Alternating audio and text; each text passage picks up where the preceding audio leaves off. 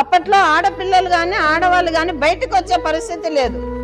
పరదా పద్ధతిలోనే ఇంట్లో ఉండాలా, వంట చేసి పెట్టాలా, పిల్లల్ని కనాలా, బయటికి రాకూడదు. కానీ జ్యోతిరావు పూలే వినడు. తన భార్యకు చదువు చెప్పడం మొదలు పెడతాడు.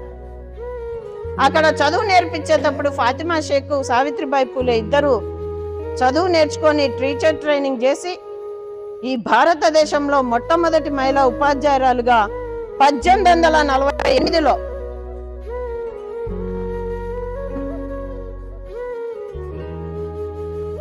మళ్ళీ ఒకరు టీచర్ అయ్యి ఇంకొక గుంపును తయారు చేసి ఆడవాళ్ళని, ఆ ఆడవాళ్ళకు మళ్ళీ చదువు చెప్తున్నారు వీళ్ళు అని చెప్పేసి సావిత్రిబాయి పూలే బడికి వెళ్ళేటప్పుడు, టీచర్గా ఆమె బడికి వెళ్ళేటప్పుడు ఆమె మీద బ్రాహ్మణులు పేడ నీళ్లు, రంగు నీళ్లు, టమోటాలు, కోడిగుడ్లు ఇట్లాంటివి చల్లి ఆమెను అవమానిస్తారు.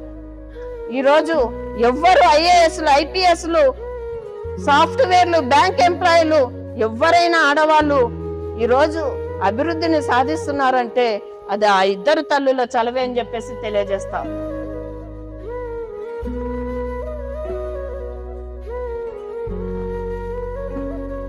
వాళ్ళు లేకపోతే మనం లేము. ఈరోజు ఈ వసతులు లేవు మనకి. ఆ రోజుల్లో వాళ్ళు చదువు కోసం పోరాడినారు కాబట్టి మనం ఈరోజు చదువుకోగలుగుతున్నాం. కానీ ఎంతమంది ఆడవాళ్ళు వాళ్ళని గుర్తు పెట్టుకున్నారు అనేది ఒకసారి ఆత్మవిమర్శ చేసుకోవాలి.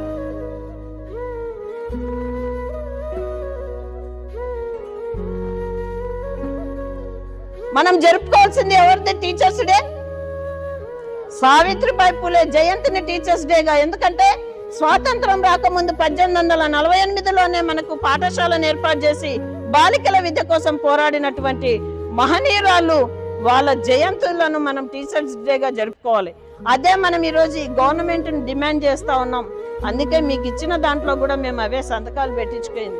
సావిత్రిబాయి పూలే, ఫాతిమా షేక్ల జయంతులను అధికారికంగా కేంద్ర రాష్ట్ర ప్రభుత్వాలు నిర్వహించాలని, సావిత్రిబాయి పూలే జయంతి జనవరి 3ను ఉపాధ్యాయ దినోత్సవంగా ప్రకటించాలని, అప్పుడే మహిళలకు సముచిత స్థానం ఇచ్చినట్లు ఈ ప్రభుత్వాలు అనుకుంటున్నాం. కాబట్టి ఆ దిశగా మేము పోరాడుతా ఉన్నాం. ఎస్సీ ఎస్టీ బీసీ మైనార్టీ మహిళా ఐక్య వేదిక గతంలో పోరాడినందుకు ఈరోజు ఫాతిమా షేక్ జయంతి 8వ తరగతి తెలుగు పుస్తకంలో వచ్చింది మనకు ఆమె పాఠ్యాంశం.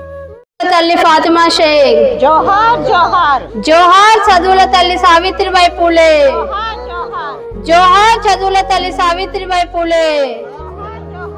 జోహార్ చదువుల తల్లి ఫాతిమా షేక్. జోహార్ జోహార్.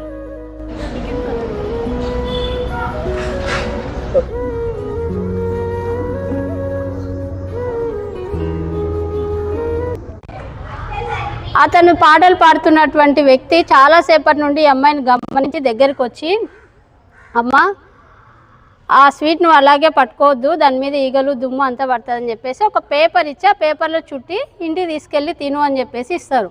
అప్పటికి సావిత్రిబాయి పూలే వయసు దాదాపు 6 సంవత్సరాలు. అప్పుడు ఆమె ఇంటికి వెళ్ళిన తర్వాత ఆ పేపర్ చూసుకొని దీంట్లో ఏమో రాసుంది అని చెప్పి ఆ పేపర్ని భద్రంగా ఎత్తి పెట్టుకుంటుంది. రోజు పెట్టెలో పెట్టుకోవడం, ఆ పేపర్ చూసుకోవడం, మళ్ళీ పెట్టుకోవడం అట్లా చేస్తూ ఉంటుంది. కొద్ది రోజులకు ఆ విషయాన్ని వాళ్ళ నాన్న గమనించి ఆ పేపర్ని తీసేసి బయట పడేస్తాడు.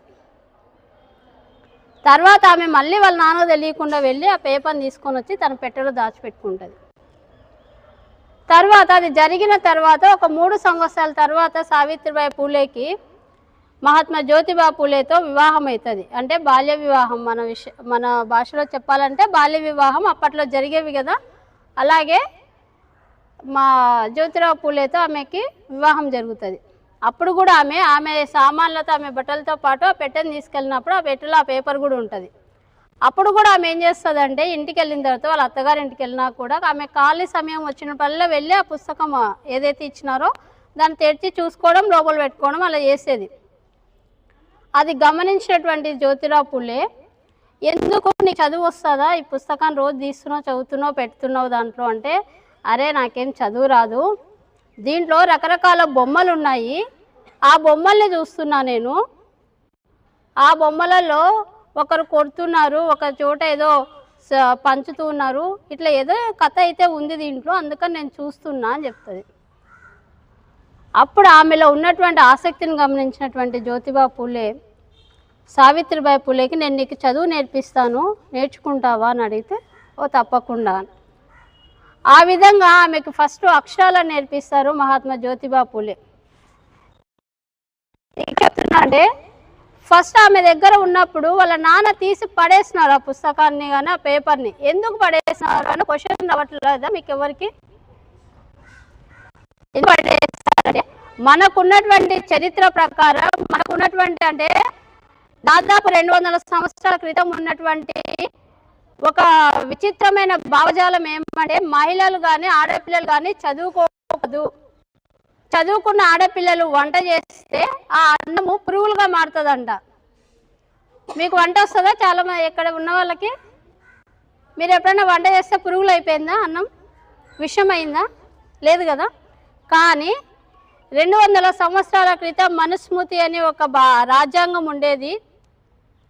దాని ప్రకారం మహిళలు చదువుకున్నా వంట చేసినా ఆ వంటని భర్తలకు కానీ ఇంట్లో వాళ్ళకు కానీ పెడితే అది విషంగా మారి చనిపోతారు అనేటువంటి దౌర్భాగ్యమైనటువంటి భావజాలాన్ని వాళ్ళ మెదుల్లో వేసి ఆ రోజుల్లో మహిళలకు చదువు లేకుండా చేశారు.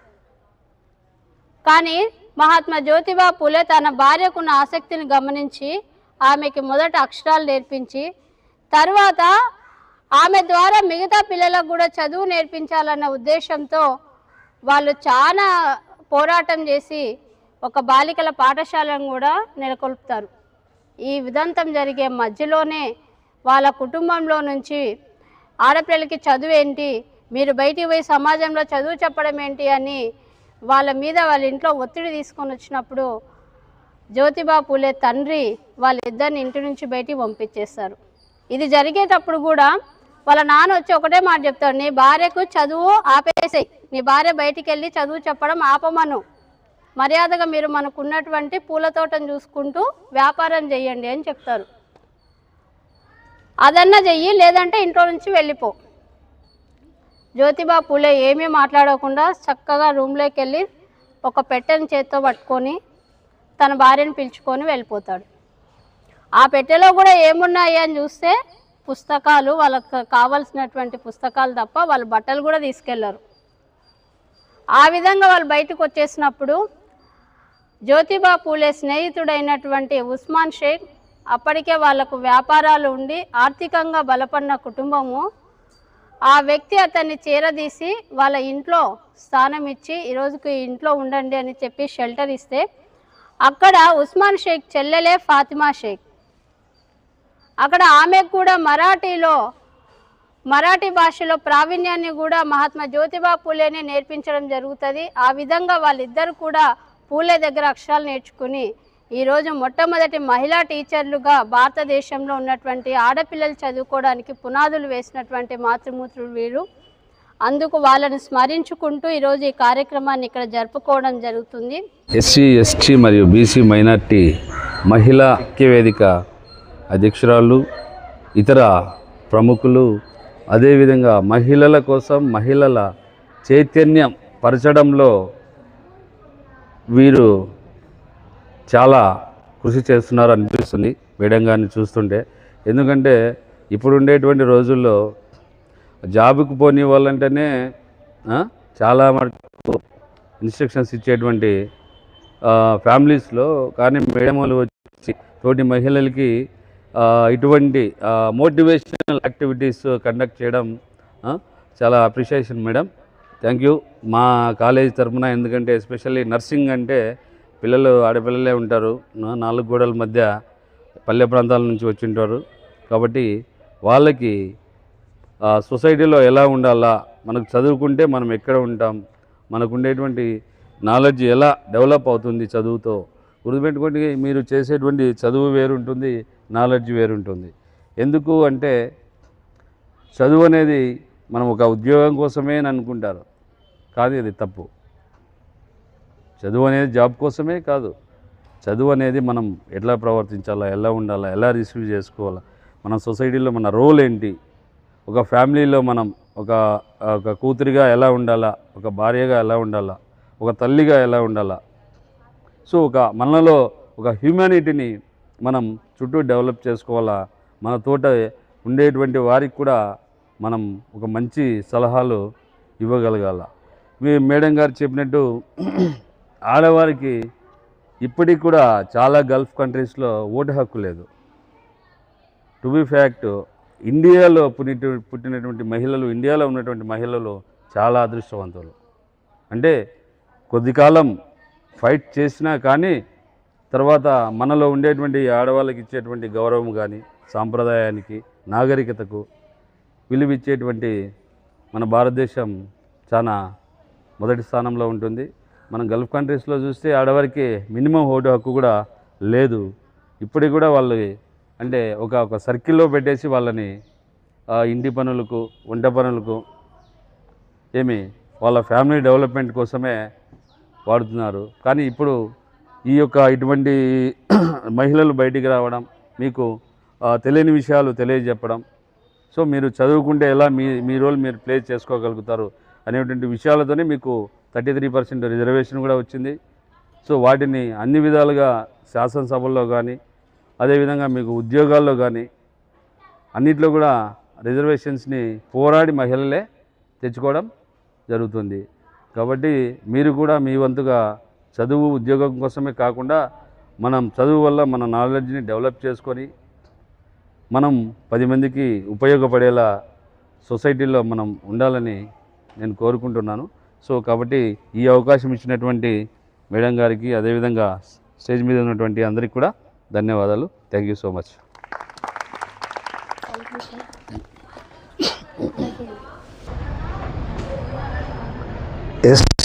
ఎస్టీ బీసీ మైనారిటీ ఐక్యవేదిక తరఫున వచ్చిన పట్నం రాజేశ్వర గారికి, విజయమ్మ గారికి నా హృదయపూర్వక కృతజ్ఞతలు. అదే విధంగా ఈ కాలేజీ యజమానికి కూడా, ప్రముఖులకు నా కృతజ్ఞతలు. కడప ఈ పట్టణానికి అక్కగారు రావటము చాలా సంతోషం. ఆధ్యాత్మికంతో పాటు పాఠ్యపుస్తకాలు చదువుతూ, విద్యాభ్యాసంతో, చదువుతో పాటు సంస్కారం కలిగి జీవించాలని నా ఆశ, అభిలాష. ఎందుకంటే తల్లిదండ్రులు ఎంతో కష్టపడి కని పెంచి మా పిల్లలు ప్రయోజకులు కావాలని ఆశిస్తారు. ఆ తల్లిదండ్రుల కన్నీళ్ళు రాకుండా మీరు గొప్ప ప్రయోజకులై ఈరోజు అక్కళ్ళు వారు కూడా ఒక స్థాయి నుంచి ఈరోజు అన్నీ వదులుకొని ఈరోజు మిమ్మల్ని మోటివేషన్ చేయడానికి దాదాపుగా 200 కిలోమీటర్లు రావడానికి కారణం ఏమిటంటే మీలాంటి వాళ్ళు ఇప్పుడు చూపించిన, మీరు చూశారు కదా పూలే గారిని, ఫాతిమా షేక్ గారిని, అలాంటి నాయకురాలుగా అవుతూ మీ చదువులోని గొప్ప ప్రయోజకులై ఉద్యోగం చేయొచ్చు, గొప్పతనమే. ఉద్యోగంతో పాటు ఎవరికైనా పక్కన తోటి మహిళకు అన్యాయం జరిగినా, మీకే అన్యాయం జరిగినా మీకు మీరే పోరాటానికి సమర్థులుగా ఉండాలని, ఇలాంటివి ఏదైనా ఎక్కడైనా మహిళకు అన్యాయం జరిగితే ఇప్పుడు పేపర్ చూస్తే చాలు, ఒక సెల్ ఫోన్ ఆన్ చేస్తే వార్తలు చూస్తే ఎక్కడ శుభవార్త లేదు. నిన్న ఒక సెల్ ఫోన్ ఆన్ చేస్తే పసికందును ఏం చేశాడు ఒక మానవ మృగము, ఇలా ఎక్కడ చూసినా మహిళలమే చూస్తున్నాం. కానీ ఇలాంటి పరిస్థితుల్లో చాలా జాగ్రత్త కలిగి మీరు మెలకువలతో ఉండాలని దూర ప్రాంతం నుంచి వచ్చి ఇంత మోటివేషన్ చేయడానికి వారు పునాది వేశారు. అందరూ బట్టి అక్కగారికి నా హృదయపూర్వక వందనాలు. ఇక్కడ కూర్చున్న ప్రముఖులకు, విద్యార్థులందరికీ నా నమస్కారాలు తెలియజేస్తున్నాను. థ్యాంక్ యూ పాస్టర్ గారు. అలాగే మనం వచ్చినటువంటి మహిళా ఐక్యవేదిక వ్యవస్థాపక సోనియా స్కూల్ ఆఫ్ నర్సింగ్ కళాశాలలో జయంతి వారోత్సవాల సందర్భంగా ఇక్కడ సమావేశం ఏర్పాటు చేసుకోవడానికి అడిగిన వెంటనే అనుమతి ఇచ్చినటువంటి మీ కళాశాల యాజమాన్యమైనటువంటి శివప్రసాద్ గారికి, అలాగే ఈ ప్రోగ్రాంను ఏర్పాటు చేయడానికి సహకరించినటువంటి తమ్ముడు మహేష్ యాదవ్కు, పాస్టర్ మహేష్ గారికి, మా రాష్ట్ర అధ్యక్షురాలు నంది విజయలక్ష్మి గారికి, నర్సింగ్ విద్యార్థినులకు అందరికీ కూడా ఎస్సీ ఎస్టీ బీసీ మైనార్టీ మహిళా ఐక్యవేదిక తరపున ఉద్యమ నమస్సులు తెలియజేస్తూ జై భీమ్. ఈరోజు భారతదేశ మొట్టమొదటి మహిళా ఉపాధ్యాయురాలు సావిత్రిబాయి పూలే జయంతి జనవరి 3వ తేదీ, ఫాతిమా షేక్ జయంతి జనవరి 9. 3 నుంచి 9 వరకు మహిళా ఐక్యవేదిక ఆధ్వర్యంలో చదువుల తల్లులు అయినటువంటి ఆ ఇద్దరు మహనీయురాళ్ళ జయంతి వారోత్సవాలను రాయలసీమ అంతా కూడా జరుపుతూ వస్తూ ఉన్నాము. అందులో భాగంగానే ఇక్కడ ఈరోజు కడపలో మీ కళాశాల యందు ఈ సమావేశాన్ని ఏర్పాటు చేయడం జరిగింది. ఇక్కడ ఉన్నటువంటి విద్యార్థులను అంతా అడుగుతున్నా, వాళ్ళిద్దరూ మీకు పరిచయమేనా అని అడుగుతా ఉన్నా. పరిచయమేనా? తెలుసా మీకు? వాళ్ళ గురించి తెలుసా అని అడుగుతా ఉన్నా.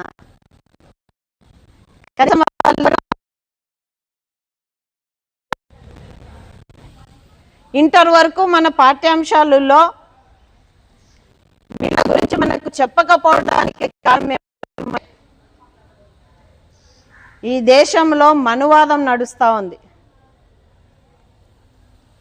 మనువాదం నడుస్తుంది కాబట్టే మన కోసం పోరాడినటువంటి మహనీయురాల చరిత్ర మనకు తెలియకుండా పోయింది.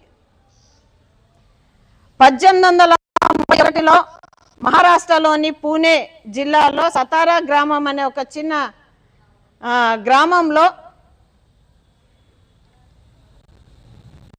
జ్యోతిరావు పూలే, మహాత్మా జ్యోతిరావు పూలే 1827 జన్మించారు. 1831 సావిత్రిబాయి పూలే అదే మహారాష్ట్రలోని నయాగావ్ అనే ఒక చిన్న గ్రామంలో ఆమె జన్మించారు. 11 సంవత్సరాల వయసు ఉన్నప్పుడు, సావిత్రిబాయి పూలే 9 సంవత్సరాల వయసు ఉన్నప్పుడు ఇద్దరికి వివాహం అవుతుంది. అదే ఇప్పుడు మన సమాజంలో ఇప్పుడు ఆ వివాహం జరిగితే ఏమంటాం? బాల్య వివాహం. అది నేరము, కేసులు అయితే వేస్తారు, అవునా? కానీ ఆ కాలంలో 1900 సంవత్సరంలో అది జరిగిందంటే అది అప్పుడు అయితే చిన్నపిల్లలకి పెళ్లిళ్ళు చేసేవారు. అలా జ్యోతిరావు పూలేకి సావిత్రిబాయి పూలేకి 11 సంవత్సరాలు 9 సంవత్సరాల వయసు ఉన్నప్పుడు ఇద్దరికి వివాహం అవుతుంది. జ్యోతిరావు పూలే తన స్నేహితుడైనటువంటి ఒక బ్రాహ్మణుడి పెళ్ళికి వెళ్ళినప్పుడు, ఆ పెళ్లిలో భోజనాలలో కూర్చున్నప్పుడు అక్కడ ఉన్నటువంటి బ్రాహ్మణులందరూ కూడా జ్యోతిరావు పూలేని అవమానిస్తారు. ఒక బ్రాహ్మణుల కులంలో జరుగుతున్నటువంటి పెళ్లికి శూద్రుణ్ణి పిలిచి మన మధ్యలో కూర్చోబెడతారా, మనతో సమానంగా కూర్చోబెడతారా అని చెప్పి అతన్ని లేపి బయటికి పంపిస్తారు. అప్పుడు జ్యోతిరావు పూలే ఒక నది ఒడ్డుకు వెళ్ళి కూర్చొని ఆలోచిస్తాడు. తనకు జరిగిన అవమానం గురించి ఆలోచిస్తాడు. నేను కొద్దో గొప్ప చదువుకున్నాను, చదువుకున్నటువంటి నాకే అవమానం జరుగుతూ ఉంది, చదువు రానటువంటి నా జాతికి ఇంకా ఇన్ని అవమానాలు జరుగుతున్నా ఆ అవమానాలు ఏమి వాళ్ళు అసలు అవమానంగా ఫీల్ అవుతలేరు, హ్యాపీగా తిరుగుతూ ఉన్నారే, ఎందుకు వాళ్ళు అంత సంతోషంగా ఉన్నారు, అవమానంగా ఫీల్ అవుతలేరు, నేనెందుకు ఇంత అవమానంగా ఫీల్ అవుతున్నాను అంటే ఆయన ఆలోచించినప్పుడు నా జాతికి చదువు లేకపోవడం వల్ల వాళ్ళకు జరిగిన అవమానాన్ని కూడా గమనించి వాళ్ళు బాధపడతలేరు, నేను చదువుకున్నా కాబట్టి నాకు అది అవమానంగా తెలుస్తుంది, చదువు లేనటువంటి నా జాతికి విద్య అనే ఆయుధాన్ని ఇచ్చి మంచేదో చెడేదో వాళ్ళు తెలుసుకునే విధంగా చేస్తే మంచిని గమనించి చెడు మీద పోరాడతారు అని చెప్పేసి ఆ రోజు ఒక నిర్ణయం తీసుకోవడం జరిగింది జ్యోతిరావు పూలే. సరే, మగవాళ్ళకైతే నేను చదువు చెప్పిస్తా, కానీ ఆడవాళ్ళకి ఎలా? అప్పట్లో ఆడపిల్లలు కానీ ఆడవాళ్ళు కానీ బయటకు వచ్చే పరిస్థితి లేదు, పరదా పద్ధతిలోనే ఇంట్లో ఉండాలా, వంట చేసి పెట్టాలా, పిల్లల్ని కనాలా, బయటికి రాకూడదు. ఆ పరిస్థితిలో ఆడపిల్లలకి ఒక మగ వ్యక్తి చదువు చెప్తారు అంటే బయటకు వస్తారు ఆడపిల్లలు అని గమనించి ఆయన సావిత్రిబాయి పూలేకి చదువు చెప్పించాలని నిర్ణయించుకుంటారు. ఎందుకంటే అప్పటికే పెళ్ళైనాక ఇందాక మన విజయలక్ష్మి మేడం గారు చెప్పారు ఆమెకున్న ఆసక్తి ఎలాంటిది అనేది. ఆ ఆసక్తిని గమనించిన తర్వాతనే జ్యోతిరావు పూలే తన భార్యకు చదువు చెప్పించాలని నిశ్చయించుకుంటారు. ఎప్పుడైతే ఆమెకు చదువు చెప్పడం మొదలుపెట్టారో ఆ సమాజంలో ఉన్నటువంటి బ్రాహ్మణులందరూ కూడా జ్యోతిరావు పూలే తండ్రి గోవిందరావు పూలేకి వెళ్ళి చెప్తారు, నీ కొడుకు సమాజానికి వ్యతిరేకమైనటువంటి పనులు చేస్తూ ఉన్నాడు, ఆ పనులు చేస్తే దేవుడు హర్షించడు, మిమ్మల్ని శిక్షిస్తాడు, నీ కొడుకును కంట్రోల్లో పెట్టుకో అని చెప్పేసి ఆ ఊర్లో ఉన్నటువంటి పెద్దలందరూ బ్రాహ్మణులందరూ వెళ్ళి జ్యోతిరావు పూలే మీద తన తండ్రికి ఒక కంప్లైంట్ ఇస్తారు. యథావిధంగా మీ మీద ఏమైనా కంప్లైంట్ వస్తే మీ ఇంట్లో అడుస్తారు కదా, ఇది పద్ధతి కాదు, ఇది మార్చుకో అని చెప్తారు కదా. అట్లాగే జ్యోతిరావు పూలే తండ్రి కూడా కొడుకును అట్లా పెట్టి నువ్వు బ్రాహ్మణులకు వ్యతిరేకంగా పోవద్దు, వాళ్ళ కోపం వచ్చే పనులు నువ్వు చెయ్యొద్దు అని చెప్పేసి మందలిస్తాడు. కానీ జ్యోతిరావు పూలే వినడు. తన భార్యకు చదువు చెప్పడం మొదలు పెడతాడు.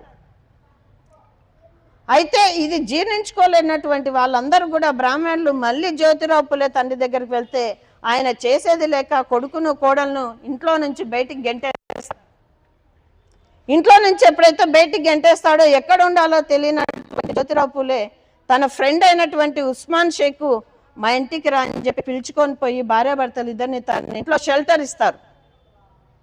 ఆ ఉస్మాన్ షేక్ చెల్లెలే ఫాతిమా షేక్. అక్కడ చదువు నేర్పించేటప్పుడు ఫాతిమా షేక్ సావిత్రిబాయి పూలే ఇద్దరు చదువు నేర్చుకొని టీచర్ ట్రైనింగ్ చేసి ఈ భారతదేశంలో మొట్టమొదటి మహిళా ఉపాధ్యాయురాలుగా 1848లో స్వాతంత్రం వచ్చింది. ఎప్పుడు 1900 గట్టి చెప్పాలా 47లో వచ్చింది. 1947లో స్వాతంత్రం వచ్చిందా మనకి భారతదేశానికి. కానీ 1848 అంటే ఎన్ని సంవత్సరాలు? దాదాపు 100 సంవత్సరాల క్రితమే వాళ్ళు బాలికల కోసం మొట్టమొదటి బాలికల పాఠశాల, దళిత బాలికల పాఠశాలను మహారాష్ట్రలోని బుధవార్పేట అనే ఒక గ్రామంలో ఒక చిన్న కొట్టంలో పాఠశాలను ప్రారంభించారు. అంటే అప్పట్లో ఇంకా ఎంత నిర్బంధం ఉండేదో చూడండి ఆడపిల్లల మీద. అటువంటి రోజుల్లోనే వాళ్ళు ఒక పాఠశాలను ఏర్పాటు చేసి ఆ పాఠశాలకు పిల్లల్ని పంపించమని వీధులు తిరిగి ఇంటింటికి వెళ్ళి పిల్లల్ని బడికి పంపించండి అని చెప్పేసి పిల్లల్ని తీసుకొచ్చి బల్ల కూర్చోబెట్టి వాళ్ళు పాఠాలు చెప్పడం మొదలు పెడతారు. అయితే ఆడవాళ్ళు చదువుకోవడమే గగనమైనటువంటి ఆ రోజుల్లో మళ్ళీ ఒకరు టీచర్ అయ్యి ఇంకొక గుంపును తయారు చేసి ఆడవాళ్ళని ఆ ఆడవాళ్ళకు మళ్ళీ చదువు చెప్తున్నారు వీళ్ళు అని చెప్పేసి సావిత్రిబాయి పూలే బడికి వెళ్ళేటప్పుడు, టీచర్గా ఆమె బడికి వెళ్ళేటప్పుడు ఆమె మీద బ్రాహ్మణులు పేడ నీళ్లు, రంగు నీళ్లు, టమోటాలు, కోడిగుడ్లు ఇట్లాంటివి చల్లి ఆమెను అవమానిస్తారు. అయితే మళ్ళీ స్కూల్కి వెళ్ళి ఆ పాడైనటువంటి చీరతో పాఠాలు చెప్పడం బాగుండదు అని చెప్పేసి, ఎందుకంటే పిల్లలు పాఠాలు చెప్పేటప్పుడు టీచర్ తననే ప్రొటెక్ట్ చేసుకోలేకపోయింది, మాకేం పాఠాలు చెప్తుంది అంటారు అనుకొని ఆమె బుట్టలో ఇంకో చీర తీసుకొని పాఠశాలకు వెళ్ళి ఆ పాడైన చీరను మార్చుకొని మంచి చీర కట్టుకొని పాఠాలు చెప్పేది. తిరిగి వచ్చేటప్పుడు మళ్ళీ అదే దాడి జరుగుతుంది కాబట్టి మళ్ళీ ఆమె మంచి చీర ఇప్పేసి పాడైన చీర కట్టుకొని ఇంటికి వెళ్ళేది. అంతటి కష్టంగా ఈరోజు మనకు చదువు చెప్పారు. బాలికల విద్య కోసం పోరాడారు. ఈరోజు నేను ఇక్కడ నిలబడి మాట్లాడుతున్నా చదువుకొని, మేడం ఇక్కడ కూర్చొని చదువుకొని మీ మధ్యలోకి వచ్చి చెప్తుందన్నా, మీ పాఠశాలలో ఉన్నటువంటి ఉపాధ్యాయులైనా మహిళా ఉపాధ్యాయులు ఈ దేశాన్ని 30 ఏళ్ళు ఏకఛత్రాధిపత్యంగా పరిపాలించినటువంటి రాజకీయ నాయకురాలైనా, అంతరిక్షంలో అడుగుపెట్టినటువంటి కల్పనా చావ్లా అయినా మొన్ననే ఒక 5 సంవత్సరాల క్రితం హైదరాబాదులో ప్రధానమంత్రి నరేంద్ర మోడీ గారిని, అప్పటి ముఖ్యమంత్రి చంద్రశేఖర్ రావుని మెట్రో రైల్లో కూర్చోబెట్టుకొని నడిపినటువంటి మహిళా డ్రైవర్ అయినా ఈరోజు ఎవ్వరు ఐఏఎస్లు, ఐపీఎస్లు, సాఫ్ట్వేర్లు, బ్యాంక్ ఎంప్లాయీలు ఎవరైనా ఆడవాళ్ళు ఈరోజు అభివృద్ధిని సాధిస్తున్నారంటే అది ఆ ఇద్దరు తల్లుల చలవే అని చెప్పేసి తెలియజేస్తాం. వాళ్ళు లేకపోతే మనం లేము. ఈరోజు ఈ వసతులు లేవు మనకి. ఆ రోజుల్లో వాళ్ళు చదువు కోసం పోరాడినారు కాబట్టి మనం ఈరోజు చదువుకోగలుగుతున్నాం. కానీ ఎంతమంది ఆడవాళ్ళు వాళ్ళని గుర్తుపెట్టుకున్నారు అనేది ఒకసారి ఆత్మవిమర్శ చేసుకోవాలి. ఎవరే కానీ మనకు దారులు వేసినటువంటి, మనల్ని చదువుకోవడానికి ఒక మంచి బాటను వేసినటువంటి ఆ మహిళా మూర్తులను ఈరోజు మనం మర్చిపోతా ఉన్నాం. సావిత్రిబాయి పూలే గారు అంత ఫైట్ చేసినప్పుడు ఫాతిమా షేక్ గారి పరిస్థితి ఎట్లా ఉంటుందో ఒకసారి ఆలోచించండి. ముస్లిం మతంలో ఆమె ఒక టీచర్గా చదువుకొని టీచర్ అయితే ఆ రోజుల్లో ఎట్లా ఉంటుంది ఆ సమాజం అనేది ఆలోచించండి. ఈ రోజుల్లో కూడా ముస్లిం మహిళలు బుర్కా లేనిది బయటికి రారు.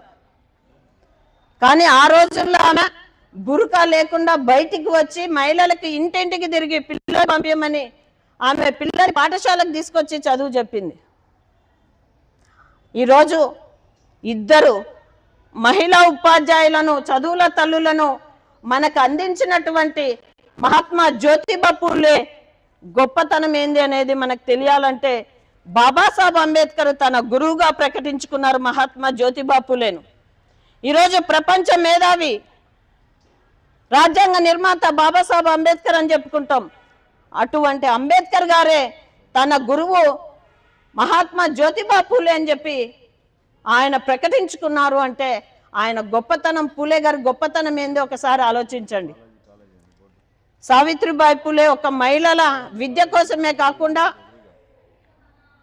మహిళా సేవా మండలి అని ఆ కాలంలోనే ఒక మహిళా సంఘాన్ని స్థాపించి ఆమె ఆ సంఘం ద్వారా మహిళల మీద జరుగుతున్నటువంటి దాడులను, హింసను వ్యతిరేకించింది.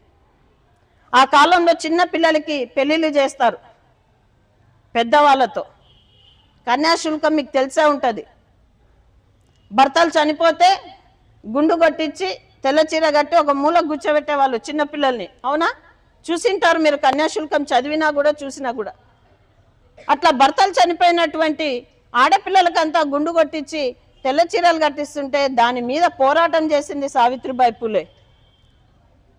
ఆ తల్లిదండ్రులకు చెప్తే వాళ్ళు వినరు అని చెప్పేసి ఆమె ఆ గుండు గీసే ఎవరైతే ఉంటారో మంగళి సామాజిక వర్గము వాళ్ళందరినీ ఒక సమావేశం ఏర్పాటు చేసి, మీరు ఎవరైనా భర్త చనిపోయినటువంటి చిన్న పిల్లలకి, ఆడపిల్లలకి గుండు కొట్టొద్దండి, గుండు కొడితే ఖబర్దార్ అని చెప్పేసి ఒక హెచ్చరిక జారీ చేసి ఆడపిల్లలకు స్వేచ్ఛనిచ్చింది ఆ కాలంలో సావిత్రిబాయి పూలే.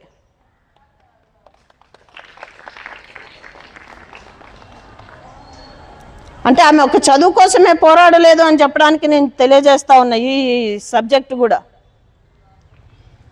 ఆ తర్వాత ఆమె జ్యోతిరావు పూలే ఇద్దరు కూడా వాళ్ళకిద్దరికి పిల్లలు పుట్టాల.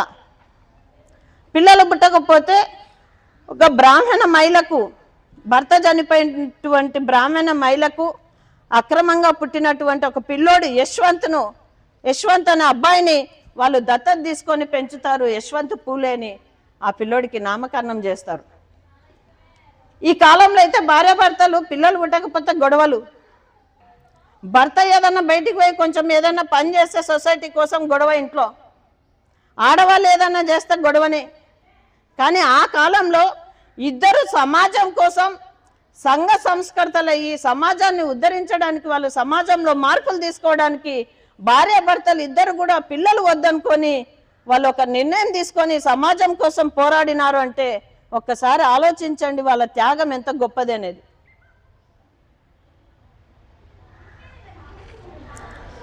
రైతులు పంట తీసుకొని ఎద్దుల బండుల మీద పోతా ఉంటే అప్పటి బ్రిటిష్ కలెక్టరు ఆ రైతులను ఆపుతాడు. మీరందరూ కప్పం కట్టలేదు, పన్ను కట్టలేదు, ఈ పంట తీసుకోవడానికి వీల్లేదు, తీసుకెళ్ళడానికి ఆ పంట ఇట్లా తరలించండి అని చెప్పేసి బ్రిటిష్ వాళ్ళ కోసం తరలిస్తూ ఉంటే పూలే అప్పుడు ఎక్కడో దూరంగా ఉన్నాడని చెప్పి సావిత్రిబాయి పూలేకి చెప్తే సావిత్రిబాయి పూలే వెళ్ళి ఆ బ్రిటిష్ గవర్నమెంట్ కలెక్టర్తో మాట్లాడి వాగ్వివాదం చేసి ఆమె కలెక్టర్ను ఒప్పించి పన్ను కట్టకుండా రైతులకు పంటను అందించినటువంటి ఒక పోరాట యోధురాలు సావిత్రిబాయి పూలే. 1891లో మహాత్మా జ్యోతిబా పూలే మరణిస్తాడు. ఆయన చనిపోతే ఆయన పార్థివ దేవాన్ని పాడ మీద పెట్టినప్పుడు ఆ పాడని ఆమె మోసి ఆయన భర్తకు ఆమెనే చితికి నిప్పు పెట్టి అప్పుడు ఉన్నటువంటి మూఢనమ్మకాలను ఆమె పటాపంచలు చేసింది. ఇప్పటికి కూడా మనం కొంతమంది ఇళ్ళల్లో ఆడవాళ్ళు శ్మశానానికి వెళ్ళరు, ఆడవాళ్ళు రాకూడదు అంటారు. అప్పటి కాలంలో ఇంకా ఎక్కువ ఇది. భర్త చనిపోతే వేరే వాళ్ళు తీసుకెళ్తారు కానీ ఆడవాళ్ళు వెళ్ళకూడదు.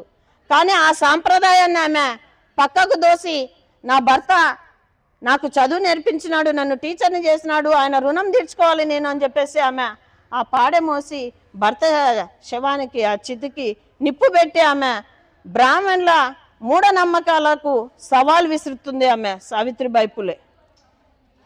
భర్త చనిపోయినాక కూడా ఆమె భర్త చేస్తున్నటువంటి ఎటువంటి సంఘ సంస్కరణలు కానీ సాంఘిక సేవా కార్యక్రమాలు కానీ ఆమె ఆపకుండా ముందుకు తీసుకెళ్ళింది. 1897లో సావిత్రిబాయి పూలే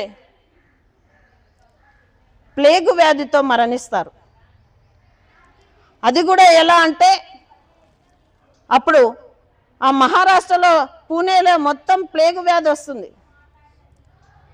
అంత ప్లేగు వ్యాధి అంతా ప్రబలిపోయినప్పుడు అది అంటువ్యాధి అని చెప్పేసి ఎవరు దగ్గరకు కూడా రారు, ఒకరి దగ్గరకు ఒకరు రారు ఆ కాలంలో. కాకపోతే సావిత్రిబాయి పూలే తన ఇంటిని హాస్పిటల్గా మార్చి ప్లేగు వ్యాధిగ్రస్తులందరికీ కూడా ట్రీట్మెంట్ ఇస్తూ ఆమె సేవ చేస్తూ అదే వ్యాధికి ఆమె గురై చనిపోయింది. అంటే ఆమె డాక్టర్గా కూడా పనిచేసింది అని చెప్పడానికి నేను ఇది చెప్తా ఉన్నాను. నేను రైతుల పోరాటం చేసింది, మహిళల మీద జరుగుతున్నటువంటి హింసకు వ్యతిరేకంగా పోరాటం చేసింది, చదువు కోసం పోరాటం చేసింది. ఏదైతే సతీసా గమనం ఈరోజు రాజా రామ్మోహన్ రాయ్ మనకు రూపుమాపినారని చెప్తున్నారో ఆ రాజా రామ్మోహన్ రాయ్ కంటే ముందు మహాత్మా జ్యోతిబా పూలే సావిత్రిబాయి పూలే సతీసా గమనాన్ని వ్యతిరేకించినారు, దానికోసం పోరాడినారు. కార్మికులకు ఏవైతే ఈరోజు మనం పని గంటలు చెప్తున్నామో ఆ కార్మికుల పని గంటల కోసం మహాత్మా పూలే బ్రిటిష్ గవర్నమెంట్తో మాట్లాడి పని గంటలను నిర్ణయించిన వ్యక్తి మహాత్మా జ్యోతిబా పూలే. 1890లో జ్యోతిరావు పూలే చనిపోతే 1891లో బాబాసాహెబ్ అంబేద్కర్ పుడతారు. అంటే బాబాసాహెబ్ అంబేద్కర్ పుట్టినప్పుడు జ్యోతిరావు పూలే చూడలేదు, ఆయన చనిపోయినారు. కానీ ఆయన గురించి తెలుసుకొని బాబాసాహెబ్ అంబేద్కర్ ఆ మహనీయులు ఏ దానికోసమైతే పోరాడినారో అవన్నీ కూడా రాజ్యాంగంలో పొందుపరిచినారు. సావిత్రిబాయి పూలే వాళ్ళు ఫాతిమా షేక్ ఏదైతే ఇంటింటికి తిరిగి పిల్లల్ని పిలుచుకొచ్చి పాఠాలు చెప్పినారో దానికి నిదర్శనం ఈరోజు నిర్బంధ విద్య, బాలికా నిర్బంధ విద్య అనేది మనకు రాజ్యాంగంలో ఉంది. ఈరోజు మహిళలకు సమాన హక్కులు ఎందుకు వచ్చినాయి అంటే ఆ రోజు సావిత్రిబాయి పూలే ఏదైతే బాలికల కోసం పోరాడిందో అవన్నీ కూడా బాబాసాహెబ్ అంబేద్కర్ ఈరోజు రాజ్యాంగంలో పొందుపరిచి మనకు ఓటు హక్కు కానీ మహిళలకు సమానత్వం కానీ స్వేచ్ఛ కానీ ఈరోజు బాబాసాహెబ్ అంబేద్కర్ రాజ్యాంగం ద్వారా మనకి ఇచ్చినారంటే ఆ అంబేద్కర్కు స్ఫూర్తి సావిత్రిబాయి పూలే, మహాత్మా జ్యోతిబా పూలే అనేది మనం మరవకూడదు. వాళ్ళ గురించి తెలియాలంటే ఈరోజు అన్ని జిల్లాలలో వెళ్తూ మహిళలకు అవేర్నెస్ తీసుకురావాలి. సర్వేపల్లి రాధాకృష్ణను మనము టీచర్స్ డే జరుపుకుంటాం, అవునా? కానీ సర్వేపల్లి రాధాకృష్ణని ఎప్పుడూ ఒక పాఠశాల ప్రారంభించాలా. ఒక అమ్మాయికి చదువు చెప్పడానికి దత్తత తీసుకోవాలా. ఒక పేద విద్యార్థిని చదివించిన చరిత్ర లేదు. ఆయన భారతీయ సంస్కృతి సాంప్రదాయాలను కాపాడడానికి ప్రయత్నం చేసిన వ్యక్తి సర్వేపల్లి రాధాకృష్ణన్. కానీ మనం ఆయన పుట్టినరోజుని ఈరోజు టీచర్స్ డేగా జరుపుకుంటున్నాం. మనం జరుపుకోవాల్సింది ఎవరిది టీచర్స్ డే? సావిత్రిబాయి పూలే జయంతిని టీచర్స్ డేగా. ఎందుకంటే స్వాతంత్రం రాకముందు 1848లోనే మనకు పాఠశాలను ఏర్పాటు చేసి బాలికల విద్య కోసం పోరాడినటువంటి మహనీయురాళ్ళు వాళ్ళ జయంతులను మనం టీచర్స్ డేగా జరుపుకోవాలి. అదే మనం ఈరోజు ఈ గవర్నమెంట్ని డిమాండ్ చేస్తూ ఉన్నాం. అందుకే మీకు ఇచ్చిన దాంట్లో కూడా మేము అవే సంతకాలు పెట్టించుకుంది. సావిత్రిబాయి పూలే, ఫాతిమా షేక్ల జయంతులను అధికారికంగా కేంద్ర రాష్ట్ర ప్రభుత్వాలు నిర్వహించాలని, సావిత్రిబాయి పూలే జయంతి జనవరి 3ను ఉపాధ్యాయ దినోత్సవంగా ప్రకటించాలని, అప్పుడే మహిళలకు సముచిత స్థానం ఇచ్చినట్లు ఈ ప్రభుత్వాలు అనుకుంటున్నాం. కాబట్టి ఆ దిశగా మేము పోరాడుతూ ఉన్నాం. ఎస్సీ ఎస్టీ బీసీ మైనార్టీ మహిళా ఐక్య వేదిక గతంలో పోరాడినందుకు ఈరోజు ఫాతిమా షేక్ జయంతి 8వ తరగతి తెలుగు పుస్తకంలో వచ్చింది మనకు ఆమె పాఠ్యాంశం. మీరు వెళ్ళి మీ చిల్లలదో ఎవరిదన్నా చూడండి, మీ ఇంటి పక్కలదో తెలుగు వాచకంలో ఫాతిమా షేక్ జయంతి ఉంటుంది 8వ తరగతి వాళ్ళకు. గతంలో పోరాడుతున్నందుకే ఈరోజు ఆమె చరిత్రను తీసుకొచ్చారు. సావిత్రిబాయి పూలే చరిత్రను కూడా పాఠ్యాంశాలుగా చేర్చారు. ఇప్పుడు కూడా మనం అందరం కూడా ముక్త కంఠంతో పోరాడితే వాళ్ళ జయంతులను అధికారికంగా నిర్వహిస్తారు. ఎందుకంటే ఏ ప్రభుత్వాలు వచ్చినా మహిళా సంక్షేమం, మహిళా అభివృద్ధి, మహిళల గురించే మాట్లాడతారు. కాబట్టి నిజంగా మహిళల మీద వాళ్ళకి చిత్తశుద్ధి ఉంటే ఆ మహనీయురాళ్ళ జయంతులను అధికారికంగా నిర్వహించి సావిత్రిబాయి పూలే జయంతి జనవరి 3ను ఉపాధ్యాయ దినోత్సవంగా ప్రకటించాలనే ఒక డిమాండ్తో మేము అన్ని ఊర్లకు వెళ్తూ ఉన్నాము. మీరందరూ కూడా మా డిమాండ్లను సపోర్ట్ చేస్తారని చెప్పేసి కోరుకుంటూ ఈ అవకాశం ఇచ్చినటువంటి మీకు, మీ పాఠశాల, మీ కళాశాల యాజమాన్యం శివప్రసాద్ సార్ గారికి ధన్యవాదాలు తెలియజేసుకుంటూ ఒక్కసారి మీరందరూ గట్టిగా జోహార్ సావిత్రిబాయి పూలే, జోహార్ సావిత్రిబాయి పూలే, జోహార్ చదువుల తల్లి సావిత్రిబాయి పూలే, జోహార్ జోహార్ జోహార్ ఫాతిమా షేక్, జోహార్ జోహార్ జోహార్ ఫాతిమా షేక్. జోహార్ జోహార్. Thank you sir. Thank you madam, thank you so much.